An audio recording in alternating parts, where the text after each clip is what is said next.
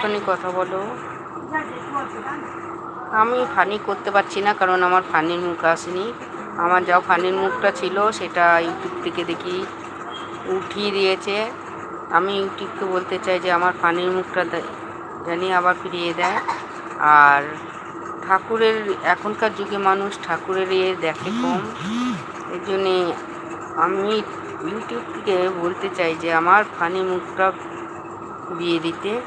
যদি আমার এই লাইভের ইউটিউবের থেকে জানতে শুনতে পারেন, নিশ্চয়ই আমার ফানির মুখগুলো দেবেন, কারণ ফানির মুখ ছাড়া আমাকে অরিজিনালভাবে মানুষ দেখতে চাইছে না। তাই আমি চাই যে আমার ফানির মুখটা ফিরে আসুক।